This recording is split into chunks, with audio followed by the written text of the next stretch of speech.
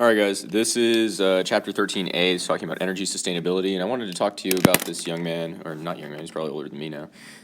Actually, we're the same age. Oh, look at that. We're the exact same age. 29 years old. All right, William Kamkwamba, he was in a small village in Africa, and obviously they don't have the same access to infrastructure and resources that we do. So the energy requirements might be lower because of the levels of affluency, but they're definitely there, right? Especially for populations that don't have as much access to the same infrastructure we have. Like the needs can be lower, but even more necessary, right? If I go a day without water or 2 days without water, it's not the same as somebody without access to lots of resources readily available on every street corner, not having resources. So it's a big deal. But this guy here, Kamkwamba, he decided that he was going to go to a junkyard and get some old bicycle parts and just old gear shafts and things like you see here. And I'll upload this to my channel because it's kind of cool. It's a nice little TED Talk. And he ended up making these windmills out of just like scraps. And everybody in the village thought he was kind of crazy at first. They thought, it was weird, like, why are you doing this? Why are you playing with junk? He educated himself with textbooks from physics. These are just basic physics principles that he's using here. Rotational energy, kinetic energy stored into potential energy in batteries and things like that. And at first, the villagers thought what he was doing was kind of magical. It was like, but not in a good way. They thought it was like a magic, almost like sorcery. I don't know if they literally thought that, but they were like, you're playing around with stuff that's just kind of like something out of nothing is what they thought, right? And the amazing thing is he's just using regular average run-of-the-mill things around him and ended up generating electricity to meet their needs, right? And the nice thing about this is that he wasn't polluting his environment. He was using recycled materials. And he's making life for the people around him better with his education, and he's creating a more sustainable growth plan for his community. So this is something that we can take and run with. This is something that we can learn from, right? This is very important to be educated, even if it's something that you don't think you're interested in, because look at what promoting education for everyone can do for all of us, right? It's why we don't want to, I'm going to get a little bit moralistic and philosophical here a little bit, and but I'm a little bit of a social justice warrior. But this is why you need to bring everybody to the table. This is why you need equal opportunity. This is why you need to fight for things, even if things are good, right?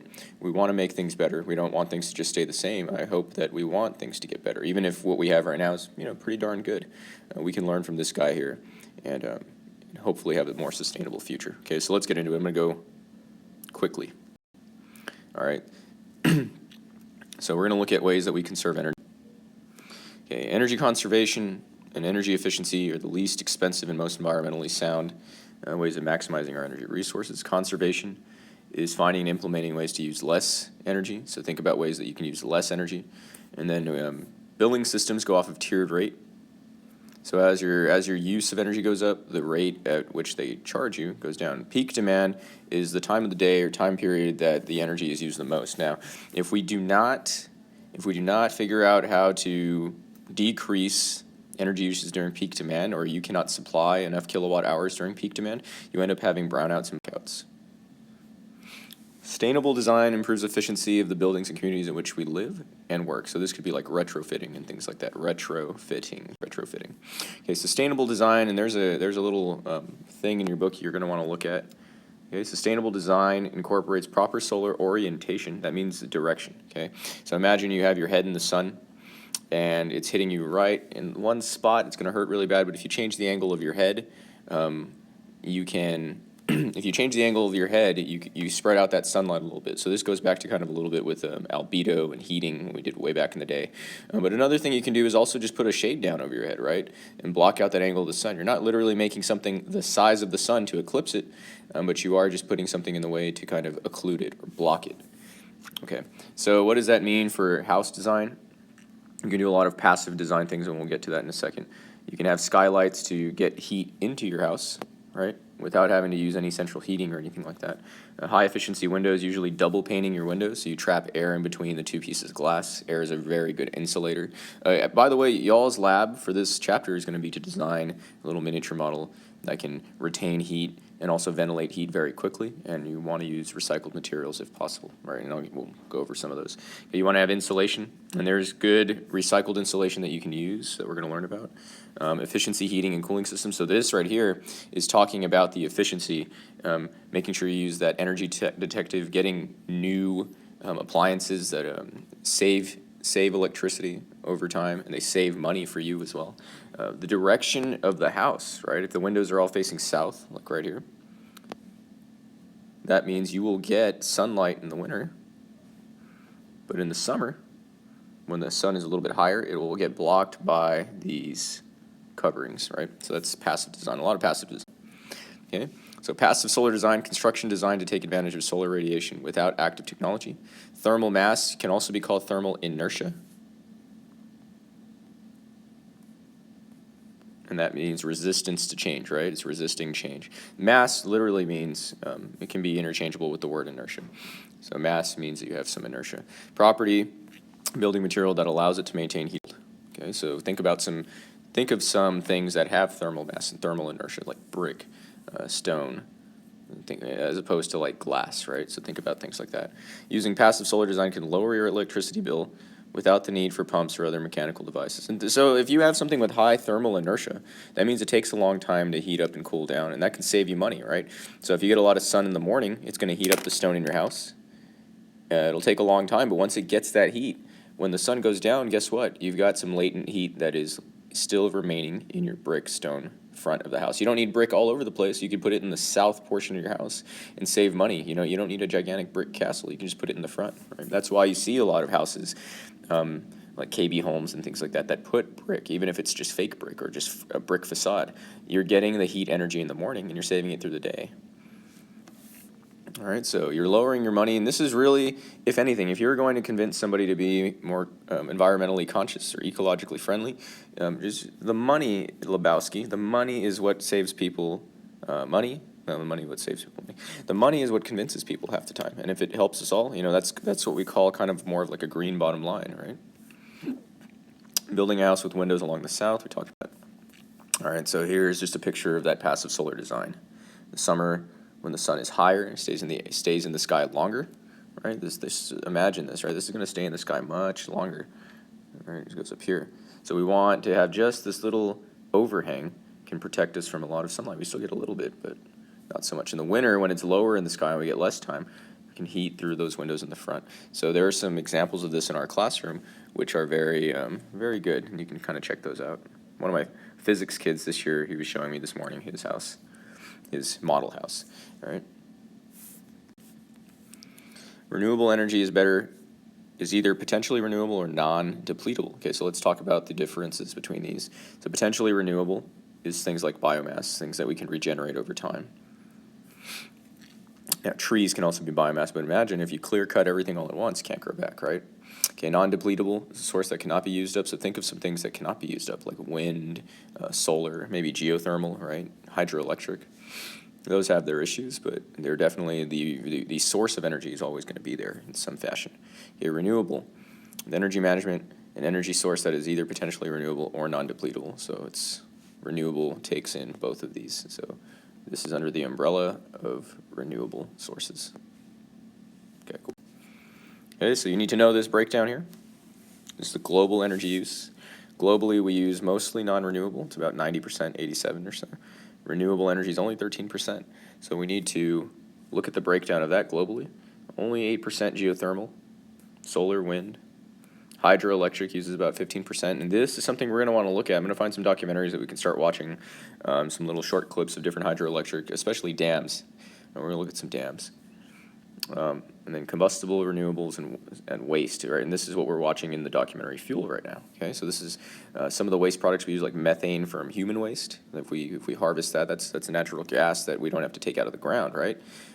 This is resources that are recycled above the surface of the earth already, and that's kind of nice. We're not pulling out ancient materials and adding more to our above ground budget, right? Okay, this is versus the United States. So look here, we use, it's even worse for us. So we don't have a huge percentage of the world's population, but we are definitely not taking advantage of these things here. We're the most technologically advanced, arguably, country in the world, or at least we're up there. I would say some of the other countries have really pulled ahead of us in terms of renewable energy sources. But look at what we're using for renewables. We're using about 50% biomass, not so much solar, right? That's not good. We got a lot of sun in the Midwest. We're gonna do a little simulation lab of making an energy sustainable country with a couple of cities, and you'll see that we're not utilizing our solar energy. And all through the middle third of the United States, we get a ton of solar energy potential, right? There's just a lot of sun there. It sounds kind of odd to say that, but okay. Wind energy we could be doing much more with. Hydroelectric, we are, this is respectable, but keep in mind, this is out of only 7% of our energy. Right? Notice, why isn't nuclear up here? Well, nuclear comes from uranium, right? And it's not a renewable thing, right? All right, biomass and water. So let's talk about biomass and water. Everything comes from the sun. All of our biomass comes from the sun, whether it's plankton, whether it's solar power, obviously, right? Solar power, that's a very redundant thing to say, but solar power is from the sun. Wind is also sun-powered in some way.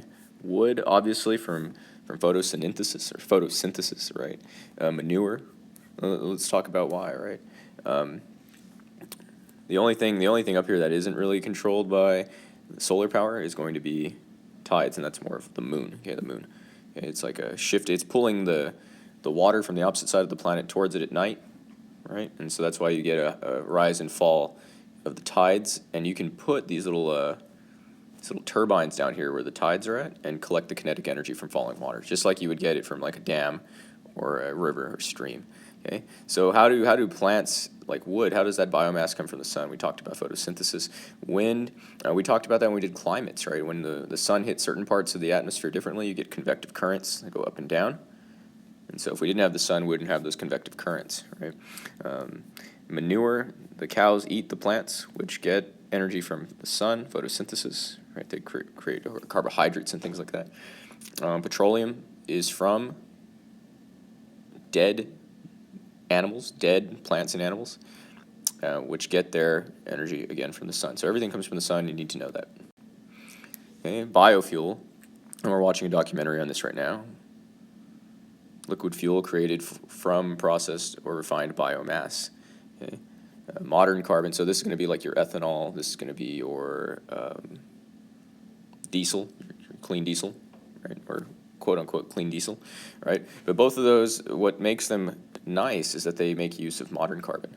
It's recently in the atmosphere. It's the stuff that's above ground. So if you imagine, here's our planet Earth right here, and you can get the stuff that's in here.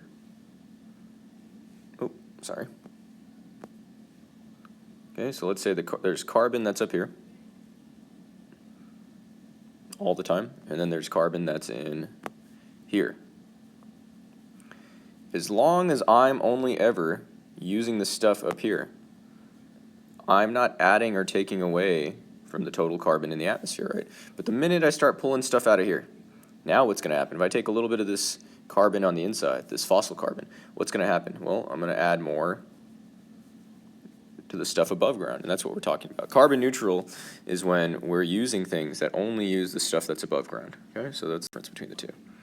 Okay, so what are some of our biomass? We got wood, charcoal, and manure, and keep in mind charcoal is not coal. Okay, this is not coal. This is a form of coal, but it's not the same type of coal as we were studying in the previous chapter. Okay, wood, charcoal, manure are used to heat homes throughout the world, and obviously if you're in a developing nation, you're going to probably tend towards these things over things like biodiesel, obviously. And this has problems, right? If you are using manure and charcoal inside your house to heat things and cook, you can get very sick, right? It can cause respiratory diseases, cancer, and things like that. All right? People do not have access to fossil fuels like we do, and that's what they have to do, right? But you can see that there's a sustainable, cleaner way to do that based on that village in Africa we were talking about, the TED Talk I'm going to put up. Okay, the net removal is when you remove more than can be replaced by growth. So if you cut down the trees to to make fires faster than they can grow, you have a net gain of just having removed everything. So that's net removal. Okay, solid biomass. The use of wood is unsustainable if it does not keep up with the use, if our growth of the forest does not keep up with the use. Okay, you can get those trees and burn them down, and that charcoal ends up being lighter because you've burnt away a lot of the material. And it takes a lot of energy to burn, so guess what? It's going to have twice as much energy, if not more, when you actually do get to burn it. And it produces less smoke as well. In regions where wood is scarce, people often use dried animal manure as fuel. And my wife, she was in a class. It was like a biomedical engineering class. And they did stuff that you would not expect, right? And they had to research topics like how to improve indoor pollution in small villages in Africa. And this was one of the things that they had to do. So they came up with stoves that vectored. So if I have like a wood burning stove here or something, they had something that vectored out through the top of the roof, right? And the pressure differential here ended up making this stuff go up and out, which isn't necessarily good for the atmosphere and everything, but it's better than if it went here and diffused where all the people are at, right? Blue people, red people, all kinds of people, right? So it's better that it vectors out, right? So these are things that biomedical engineers can get into, not just stuff that goes inside your body, right? Okay, ethanol and biodiesel. So this is what we're studying right now. I'm not going to cover this too in depth, but you need to know that ethanol is alcohol that goes into gas petroleum engines, right? So this is our unleaded fuel that can be replaced. If you don't drive a diesel car, you can use ethanol alcohol, and that's what some of our gases already have, like 10% ethanol in them, right? So unfortunately, because they have ethanol, they burn a little bit hotter sometimes, so it can burn out the engine over time. But also, they're a little bit less efficiency. The molecular bond energy in them isn't as high as just straight up petroleum gasoline. So you get a little bit less energy out of it per mile. So even though things like ethanol are reducing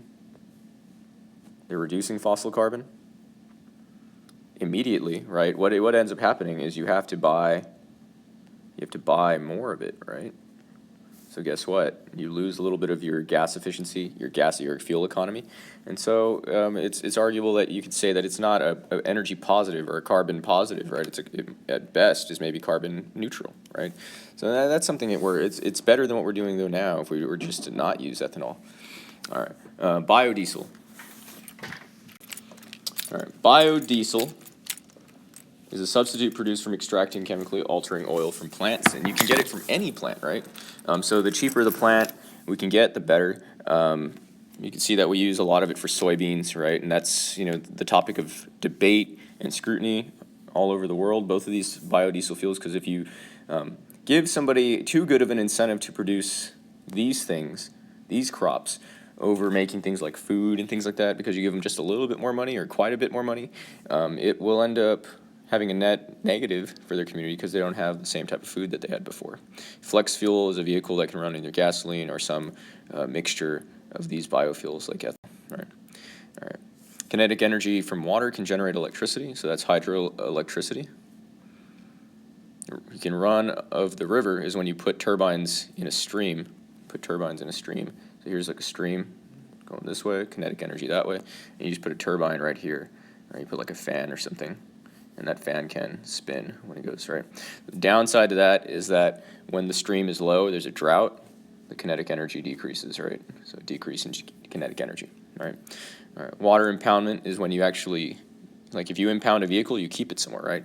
So you build a dam or something and keep the water there. And the nice thing about that is you have energy on demand, but there's a huge cost to produce this, including the carbon emissions from the concrete and the upkeep, and also siltation.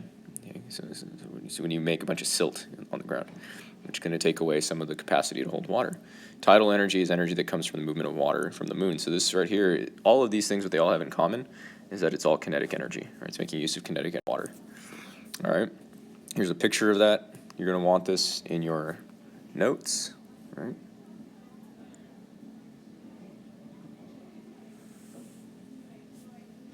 And here are the benefits. And we talked about this. I talked about this out loud. Remember this. You have to move people. You have to move people. If you flood an area from impounding water, it's going to mess up the nutrient levels in that area, and you're going to take away the nutrients from downstream. We also talked about fish and things like that. And the fish ladders that we build, they're not always utilized by the fish, right? Only the fish that really like climbing up the corporate ladder, they're the ones that are going to make it over.